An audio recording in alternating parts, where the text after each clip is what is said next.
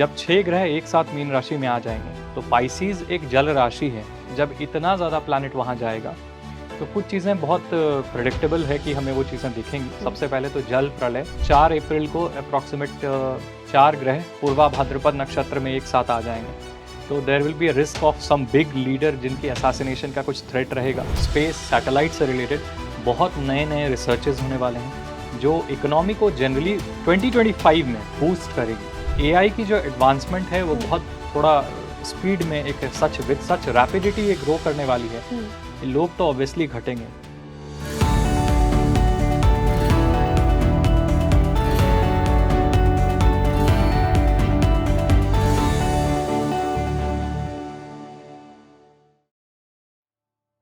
Hello नमस्कार, मैं हूं आपके साथ इशिका। आप देख रहे हैं स्पीकिंग ट्री और एक और बेहतरीन पॉडकास्ट लेकर मैं आ गई हूं। और आज हम बात करने वाले हैं, बहुत ही इंटरेस्टिंग टॉपिक है, आपसे और मुझसे डायरेक्टली कनेक्टेड है। हम बात करेंगे साल 2025 के प्रिडिक्शंस के बारे में। साल अभी अभी शुरू हुआ है, कैसा जाने वाला है साल। काफ़ी नेगेटिव बातें आपको शायद सुनने में आई होंगी कि बहुत ज़्यादा नेचुरल डिज़ास्टर होने वाले हैं, फाइनेंसेस को लेकर काफ़ी कुछ गड़बड़ होने वाली है, प्लैनेट्स का क्या हाल होने वाला है, वो आज हम इस पॉडकास्ट में जानेंगे और कोशिश करेंगे कि आपको सारी सिचुएशंस काफ़ी अच्छे से समझ आएं और जो रेमेडीज़ आज हम बताने वाले हैं वो भी आपके लिए काफ़ी ज़्यादा हेल्पफुल हो। तो ये पॉडकास्ट पूरा ज़रूर देखिएगा, क्योंकि आज मेरे साथ बेहद ही खास मेहमान जुड़ चुके हैं। पंकज कश्यप जी हमारे साथ हैं, जो एक वैदिक एस्ट्रोलॉजर हैं। बहुत बहुत स्वागत है सर आपका। Thank you for having me here. We are very happy कि आप इधर हैं और स्पीकिंग ट्री पर हमारे व्यूअर्स के लिए आप इतनी अच्छी अच्छी बातें आज हम आपसे करने वाले हैं ना। सबसे पहले सर मैं जानना ये चाहती हूँ कि बहुत कुछ बोला जा रहा है साल 2025 को लेकर कि बहुत डिज़ास्टर होने वाला है, बहुत कुछ नेगेटिविटी बाहर आने वाली है, क्योंकि एग्रेसिव कहीं ना कहीं नेचर है साल 2025 का। कहाँ तक सच है ये बात? बहुत हद तक ये बातें सच है मैम, क्योंकि क्या है, कोई भी एक चीज़ विपत्ति नहीं क्रिएट करती है, मल्टीपल फैक्टर्स होते हैं। हर फैक्टर को अगर एलैबोरेशन में मैं ले जाऊं, थोड़ा अगर डीपली आपको एक्सप्लेन करने की कोशिश करूं, तो आप समझेंगे कि 25 से लेकर 32 तक कंटिन्यूअसली हर थोड़े टाइम के बाद कुछ ना कुछ नेगेटिव इवेंट क्रिएट होते ही रहेंगे। सबसे पहली फैक्टर इसमें क्या है, मार्स का एक ही राशि में ओवरस्टे करना। मार्स जो है वो लास्ट ईयर 2024 के एंड से कंटिन्यूअसली फरवरी तक एक ही राशि में रेट्रोगेट होंगे, आगे जाएंगे। रेट्रो तो जेमिनाई और कैंसर में बहुत ज़रूरत से ज़्यादा ओवरस्टे करेंगे, जो उनकी नेचुरली मोशनल स्पीड नहीं है, तो वो एक ओवरस्टे करना। और मंगल कर्क राशि में नीच के हो जाते हैं। जैसे वो नीच के होते हैं, लॉस एंजलिस में जो फायर इंसिडेंट आप देख रहे हो, ये सारी चीज़ें ट्रिगर हुई। ठीक इसी बीच में प्लेन क्रैशेस, रोड एक्सीडेंट्स, ये सारी चीज़ें बढ़ गई हैं। किस तरीके से वो सब हम ही देख रहे हैं। Mars has everything to do with fire. Mars is a fiery planet. धरणी गर्भ संभूतम विद्युत कांति संप्रभम, बिजली की तेजली ये मंगल होते हैं। तो स्पीड से रिलेटेड एरोप्लेन क्रैश, ये सारी चीज़ें जो हो रही हैं, रोड एक्सीडेंट्स कितने बढ़ गए हैं आप देख पा रहे हैं। क्रोध और आवेश में आके लोग गलत गलत कदम उठा रहे हैं, जो बाद में उन्हें बहुत रिग्रेट हो रही है कि इतने एग्रेशन में आके हमने ऐसा क्यों कर दिया। बाद में रियलाइजेशन होता है। ये सारी चीज़ें मार्स से रिलेटेड है। सेकेंडली एक फैक्टर है कि एक बहुत मेजर प्लानिटरी कॉन्ग्रिगेशन होने वाली है, जो कि मीन राशि में होगी। जब 6 ग्रह एक साथ मीन राशि में आ जाएंगे, कोई भी एक राशि पर जब बहुत ज़्यादा प्लैनेट जुड़ जाते हैं, हर प्लैनेट की अलग अलग स्वभाव है। सब अपने अपने घर में कंफर्टेबल होते हैं, बट एक कोई घर में जब 7 तरह के या 6 तरह के अलग अलग लोग आ जाए जिनका स्वभाव अलग है, तो ऑब्वियस सी चीज़ है कि सबका नेचर अलग है, तो थोड़े से तनावपूर्वक वहाँ सिचुएशंस क्रिएट होंगी। तो पाइसीज एक जल राशि है। जब इतना ज़्यादा प्लैनेट वहाँ जाएगा तो कुछ चीज़ें बहुत प्रेडिक्टेबल है कि हमें वो चीज़ें दिखेंगी। सबसे पहले तो जल प्रलय, नेचुरल कैलामिटीज़। हिमालयन रीजन और नॉर्थ साइड में बहुत सारे नेगेटिव इवेंट्स देखेंगे, जैसे कि मेजर अर्थक्वेक के रिस्क रहेंगे। वाटर से रिलेटेड कैलामिटीज़ और वाटर से रिलेटेड रिसर्च या वाटर से रिलेटेड बहुत जल से रिलेटेड बहुत सारे इवेंट्स हमें दिखेंगे। फ्लडिंग के रिस्क बढ़ जाएंगे अलग अलग राज्य, अलग अलग देशों में। ये सारी कैलामिटीज़ बढ़ेगी। इसके बाद एक फैक्टर क्या है, पाइसीज जो है वो एक जल राशि होने के साथ साथ बहुत लोगों को एक परेशानी ये भी आएगी। पाइसीज जो है वो एक बहुत कंफर्टेबल साइन है, एक धर्म की राशि है, जहाँ चंद्रमा बहुत कंफर्टेबल हो जाते हैं। बृहस्पति की राशि है और वहाँ शुक्र ऊंच के होते हैं। तो वहाँ जब कोलाहल मचेगा, वहाँ जब इतने प्रॉब्लम्स आएंगे, तो फियर, फोबिया, एंजाइटी, इसके पॉसिबिलिटीज बहुत ज़्यादा हैं कि लोग अपने ना आपा को खोएंगे, बहुत जल्दी से रिएक्ट करने लगेंगे। और इतना ज़्यादा पाइसिस साइन का एक्टिवेट होना भी अच्छा नहीं है, कोई भी एक साइन बहुत ज़्यादा एक्टिवेट हो जाएगी तो पाइसिस एक साइन है जो मेंटली बहुत लोगों को फोबिया क्रिएट करेगी, एंजाइटी क्रिएट करेगी, फियर क्रिएट करेगी, ये सारी चीज़ें होंगी। मतलब डिप्रेशन, डिप्रेशन, एंजाइटी, ये सारी स्ट्रेस, चीज़ें ये सब बढ़ सकता है बिल्कुल काफी। बढ़ेंगी, ये बढ़ेंगी। इसके अलावा एक फैक्टर और है कि पूर्वा भाद्रपद 27 नक्षत्रों में एक ऐसा नक्षत्र है which represents a coffin cot. एक कहते हैं ना दो पाई दिखते हैं एक कॉट के जी। वो बहुत नेगेटिव नक्षत्र है एक, ठीक है। वहाँ पर कभी भी कुछ बहुत ज़्यादा प्लानिटरी कॉन्ग्रीगेशन हुए हैं जो 1968 में जैसे हुआ था, तो मेजर डिजास्टर दिखे हैं, असैसिनेशन दिखे हैं बड़े बड़े लोगों के, जैसे मार्टिन लूथर किंग वगैरह, इन लोगों की असैसिनेशन हुई थी। ऐसे बहुत सारे नेगेटिव इवेंट्स देखे गए थे। तो अप्रैल में 4 अप्रैल को अप्रॉक्सीमेट 4 ग्रह पूर्वा भाद्रपद नक्षत्र में एक साथ आ जाएंगे। तो there will be a risk of some big leader जिनकी असैसिनेशन का कुछ थ्रेट रहेगा, या फिर कोई बड़े लीडर जो हैं वो सडनली कुछ हेल्थ रिस्क से गुजर सकते हैं, कुछ उनको परेशानी आ सकती है।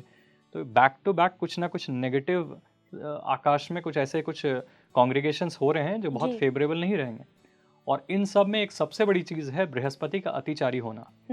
आपको बहुत अगर लॉजिकली समझाने की कोशिश करूं तो आप एक कमरे में अगर बैठे हो और उस कमरे में 2 दरवाजे हैं, इधर से 9 तरह के फ्लेवर के प्लैनेट आ रहे हैं और जा रहे हैं। अच्छे हैं, कुछ बुरे हैं, कुछ एग्रेसिव हैं, कुछ सौम्य नेचर के हैं, कोई बहुत खूबसूरत है, कोई बहुत क्रूएल है। तो जब सारे ग्रह आते जाते के बीच में सबसे एक नेगेटिव फैक्टर क्या है कि बृहस्पति जो ग्रह है, जो सबसे शुभ कारक है, नवग्रहों में देवगुरु बृहस्पति हैं, वो जब सब कुछ ओवरलुक करने लगते हैं, मतलब एक राशि बृहस्पति जो है वो 13 महीने में कवर करते हैं, जब वो 5 महीने में कवर करेंगे अपने एक्सेलरेटेड स्पीड के कारण, जो मोशनल स्पीड होगी बृहस्पति को हर महीने 7.5 अप्रॉक्सीमेट कुछ जाएगी, जो अपने यूजुअल मोशन स्पीड से 2 गुना ज़्यादा है। तो जब इतने स्पीड में बृहस्पति पार करेंगे तो आप इमेजिन कीजिए कि आप एक कमरे में बैठे हैं और एक जो बहुत ऑस्पिशियस पर्सन, आपके घर का जो सबसे आपका प्रोटेक्टर है, जो जीव कारक है, जिसकी वजह से आप जीवित हैं इस पृथ्वी पर, वो बहुत स्पीड में इस कमरे से बाहर निकल गए, आपको वो ओवरलुक करते हुए चले गए, उन्होंने ठीक से आपको देखा भी नहीं। बट एक कोई प्लैनेट है जो बहुत क्रूएल है, जो बहुत एग्रेसिव है, जो बहुत फायरी है, जो बहुत, वो सारे प्लैनेट धीरे धीरे धीरे धीरे स्लोली आपको वॉच करते हुए, ऑब्जर्व करते हुए आपके सामने से जा रहे हैं। तो आपके अंदर सबसे पहले क्या आएगा? भय, डर, फियर। बिल्कुल, दैट्स वेरी ऑब्वियस। तो क्या होता है, हाहाकारम जगत सर्वम विशेषतः दक्षिणी दिशा, ये एक देव केरालम एक पुस्तक है ज्योतिष की, उसमें भी ये चीज़ें मेंशन की गई हैं कि ऐसी ऐसी परिस्थिति में जब बृहस्पति अतिचारी होंगे और शनि वक्री हो जाएंगे तो क्या होगा, हर तरफ विश्व में कोलाहल मचने के पॉसिबिलिटीज रहेंगे। ऐसे इवेंट्स पहले भी हुए हैं। लास्ट टाइम जब हुआ था तो कोरोना वायरस नाम की बीमारी आई थी।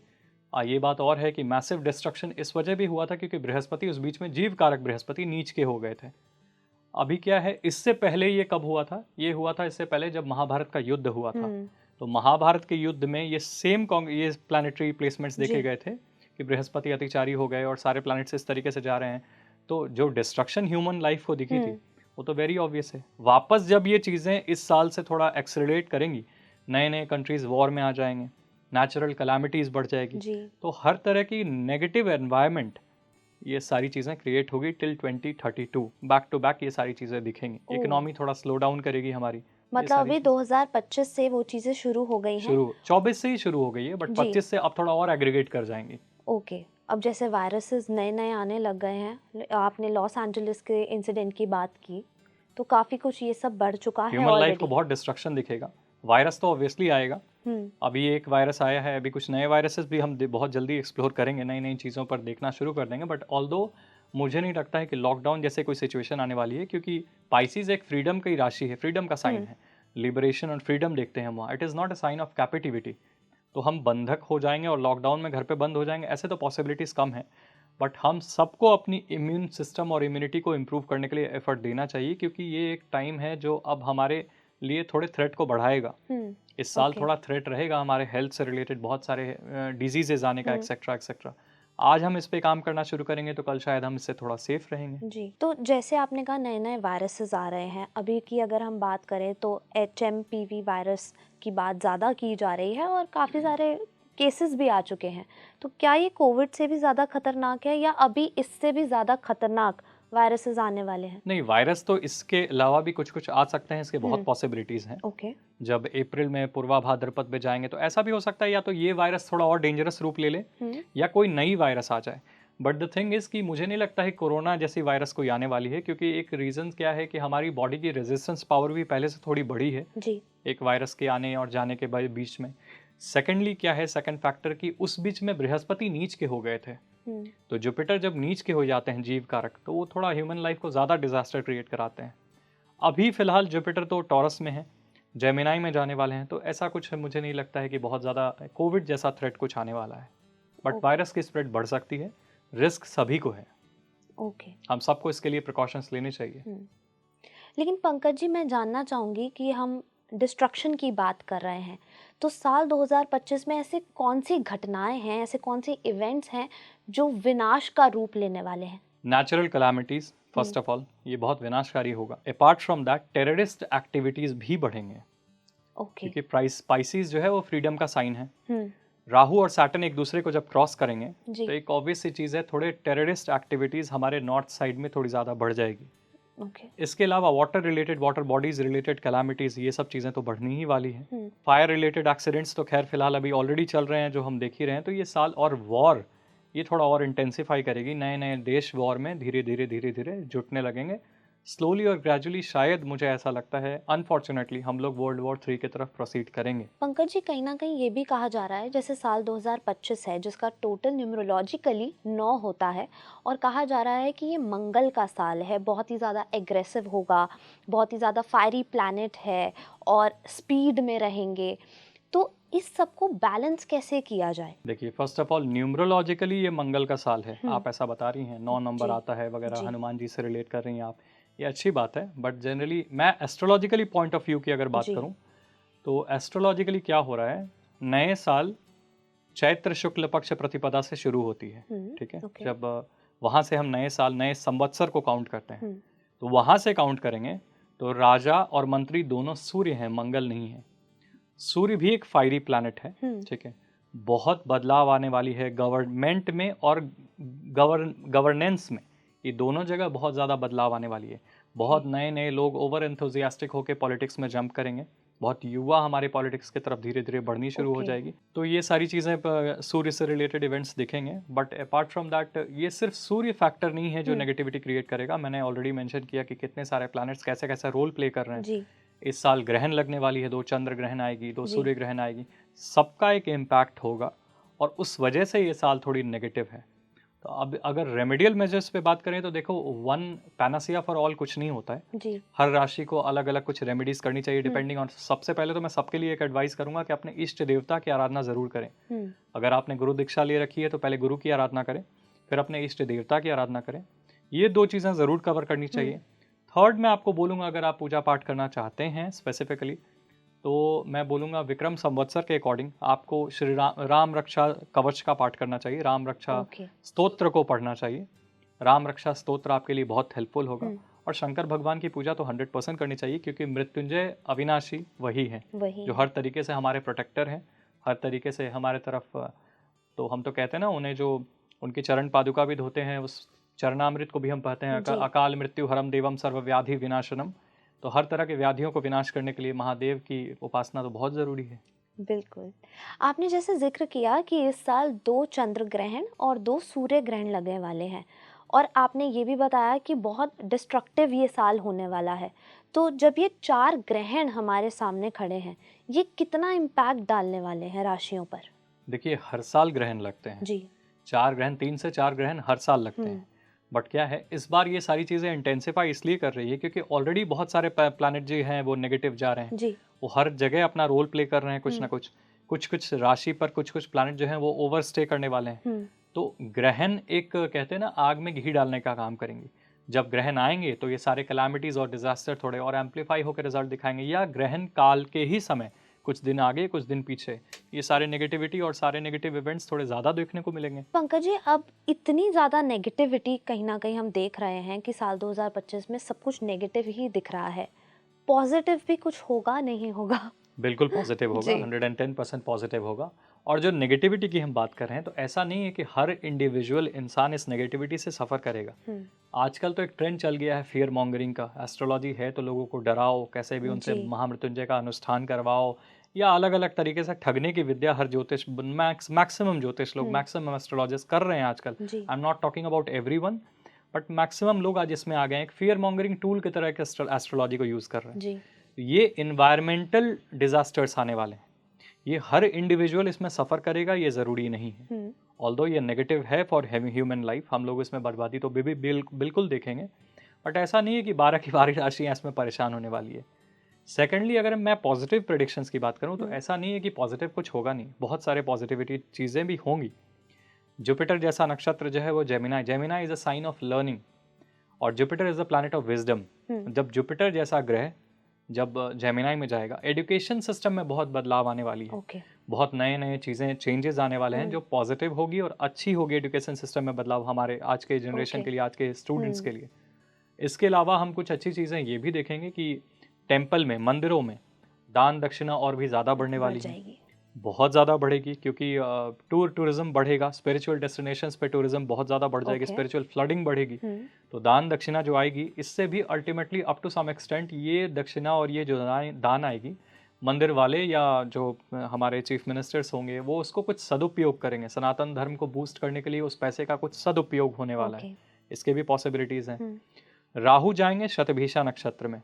ऑल्दो जब सैटर्न शतभिषा को क्रॉस कर रहे थे तो बहुत सारे लोगों की नौकरियां छूट गई, आईटी सेक्टर्स में बहुत लोगों के बड़े बड़े पोजीशंस पे लोग अपने पोजीशन से हट गए और बहुत लोगों की नौकरियां गई हैं। राहु जाएंगे शतभिषा नक्षत्र में तो अगेन एक नेगेटिव चीज़ ये होगी कि बहुत लोगों की और भी नौकरियां जाने वाली है, इसका एक थ्रेट रहेगा। बट पॉजिटिव चीज़ क्या होगी, एआई को और बूम मिलेगा। Secondly space tourism, space satellite से रिलेटेड बहुत नए नए रिसर्चेज होने वाले हैं जो इकोनॉमी को जनरली 2025 में बूस्ट करेगी। 110% इकोनॉमी को थोड़ा बूस्ट करेगी। इंडिया ट्रेड कर सकता है स्पेसशिप, सैटेलाइट्स एक्सेट्रा एक्सेट्रा, या एआई से रिलेटेड चीज़ों में, या फिर मिसाइल सिस्टम से रिलेटेड चीज़ों में, डिफेंस सिस्टम से रिलेटेड चीज़ों में, चीज़ों को ट्रेड कर सकता है, जो इंडिया के लिए थोड़ा फ़ायदेमंद होने वाला है 2025 में। और मेडिसिन से रिलेटेड, क्योंकि मीन राशि जो है वो एक समुद्र की राशि है, तो इसमें जब इतने प्लैनेट्स जाएंगे तो इसके एक और पॉसिबिलिटीज़ हैं, नए नए खोज होंगे विथ मेडिसिन, दवा, हर्ब्स। आयुर्वेद में थोड़ा और एडवांसमेंट आएगा, एलोपैथी में थोड़ी एडवांसमेंट आएगी, नए नए मेडिसिन पे कुछ अच्छे रिसर्च होंगे। ऐसा भी पॉसिबिलिटीज़ हैं कि कैंसर से रिलेटेड कुछ दवाइयों में थोड़े और प्रोग्रेस हमें देखने को मिले। ये सारी चीज़ें हो सकती है 25 में, तो 25 एक अच्छा साल भी है। जिस तरह आपने गवर्नमेंट पॉलिसीज़ की बात करी, बजट भी आने वाला है, तो बजट में क्या देखा जा सकता है? बजट का प्रेडिक्शन अगर मैं आपसे जानूं तो क्या आप कहेंगे उसके बारे में? मैं बोलूँगा कि वैसे तो मिडिल क्लास के लिए ज़्यादा फायदे आने वाले नहीं हैं, जो हम ऑलरेडी देखते आ रहे हैं काफ़ी सालों से, बट 2025 ओवरऑल इकोनॉमिकली थोड़ा तो बूस्ट देगा हम लोगों को। ठीक है, कुछ तो रिलीफ में हम शायद आने वाले हैं 2025 में। ऑल्दो 2026 या 2027 थोड़ा इकोनॉमिक स्लो डाउन और जाएगा इंडिया का, because of different transit, different planetary transits, कुछ कुछ चीज़ें दिखेंगी। सत्ता में बहुत परिवर्तन आने वाला है, जिस वजह से भी कुछ चेंजेस दिखेगी, जो इस साल नहीं दिखेगी। इस साल तो शायद हम राहु के शतभिषा में जाने के कारण बहुत थोड़ा बूस्ट जरूर देखेंगे, economic boost, but next year सत्ते में भी बहुत प्रभाव दिखेगा, क्योंकि केतु जा रहे हैं लियो, सिंह राशि में। एक तो 4th हाउस को ट्रांजिट करेंगे इंडिया के हॉरोस्कोप में, टॉरस लगन की कुंडली है, 4th हाउस में ट्रांजिट करेंगे। 4th house is known as the throne of the king, सिंहासन। रूलिंग पार्टी में जब केतु ट्रांजिट करेंगे तो बहुत बदलाव भी आएगी और थोड़े हेल्थ थ्रेट भी रहेंगे पॉलिटिकल लीडर्स को, जिस वजह से कुछ चेंजेस आएगी। तो थोड़े अनसर्टेनिटी तो रहेंगे, जिस वजह से कुछ चीज़ें गड़बड़ होंगी, बट उसकी वो जो भी नेगेटिविटी होगी, जो भी इकोनॉमिक स्लो डाउन होगी, वो 26 से हमें दिखना शुरू होगा। 25 इकोनॉमिकली थोड़ा ठीक ही जाएगा हम लोगों के लिए। जिस तरह अभी हमने ले ऑफ्स की भी बात की थी, तो आईटी सेक्टर आपने बताया कहीं ना कहीं एआई का भी प्रभाव बहुत ज़्यादा है, तो इस वजह से भी आईटी पर इफ़ेक्ट पड़ रहा है। लेकिन अगर बाकी हम डिपार्टमेंट्स की बात करते हैं, बाकी फील्ड्स की अगर बात करते हैं, वहाँ भी जो प्रोग्रेस है उसमें कहीं ना कहीं डिले हो रहा है, जो देखा जा रहा है, ग्रोथ जो है वो कम होती जा रही है। तो उसके लिए क्या आप कहना चाहेंगे? साल 2025 उन लोगों के लिए कैसा है, खास तौर पर स्टार्टअप्स की भी बात करें अगर? तो देखिए, पाइसेस एक फ्रीडम की राशि है, बहुत लोग नए नए प्लान्स को लेके एग्जीक्यूट करना चाहेंगे, बहुत लोग नए नए इनोवेटिव आइडियाज़ को लेके, जी एआई, ग्राफिक डिज़ाइनिंग, ये सब चीज़ों को थोड़ी बूस्ट मिलेगी। तो विजुअल से रिलेटेड जितनी भी चीज़ें हैं इसको भी थोड़ी एडवांसमेंट मिलेगी। ठीक है, अब लोग इसमें नए नए चीज़ें लेके, नए नए स्कीम्स लेके अपने कुछ ना कुछ नए नए स्टार्टअप्स तो ज़रूर लाएंगे, बट ये कितना लंबा टिकेंगे ये कहना मुश्किल है, क्योंकि एआई की जो एडवांसमेंट है वो बहुत थोड़ा स्पीड में, एक सच विद सच रैपिडिटी ये ग्रो करने वाली है। ये लोग तो ऑब्वियसली घटेंगे, क्योंकि 10 लोगों का टास्क कोई एक अकेला अगर मैनेज कर ले रहा है तो ऑब्वियस सी चीज़ है कि लोगों को अपने स्किल्स को अपग्रेड करने के लिए अब एफर्ट डालना पड़ेगा।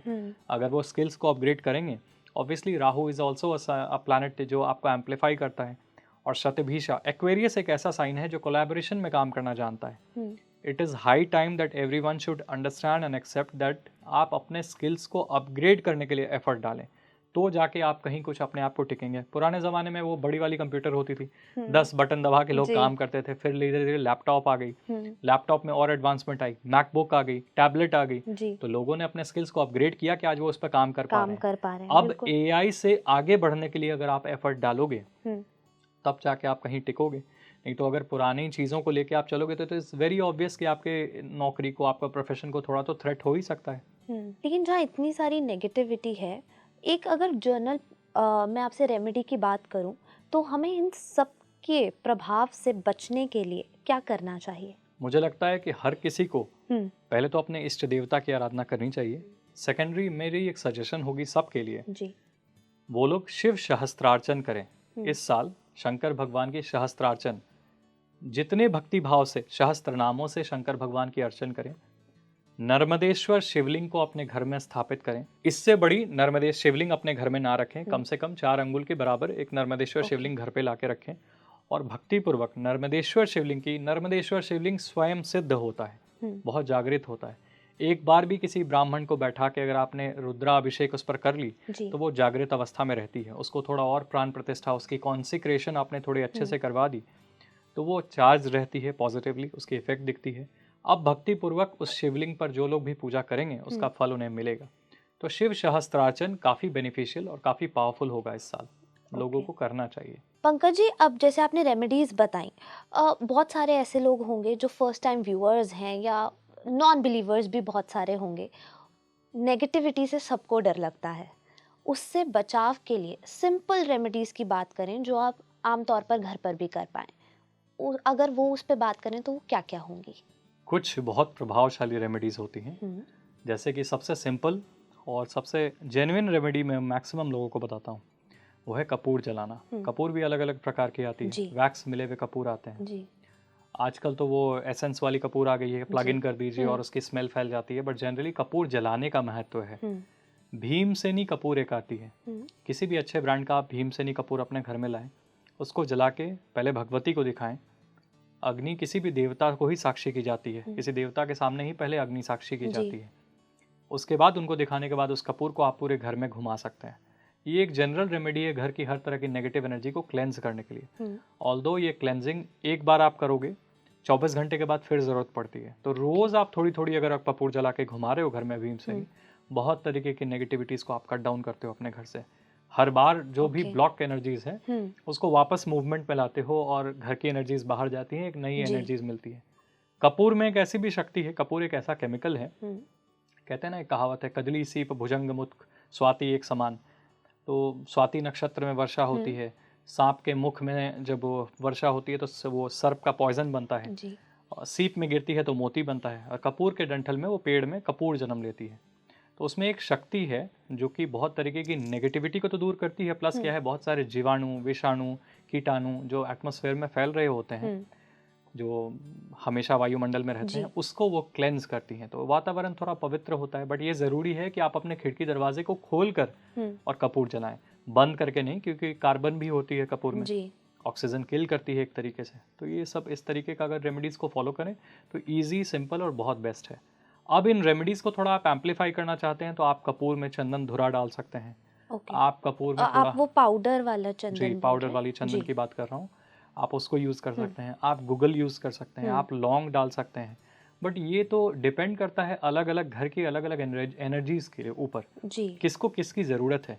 किसको B12 चाहिए, किसको D3 चाहिए, जी। किस तरह की एनर्जी किस घर में मतलब नीड जो क्या है, बीमारी है उस हिसाब से ही दवाई उसके होगी। आधार पे वो चीज़ें चाहिए था। बट अगर एक बेस चीज़ अगर आप पकड़ो, कपूर जलाना बहुत फायदेमंद है, हम्म, और गाय का घी जलाना, घी का दीपक बहुत महत्वपूर्ण होता है। आजकल मैक्सिमम घर में मैं देखता हूँ लोग तेल जलाते हैं। जी।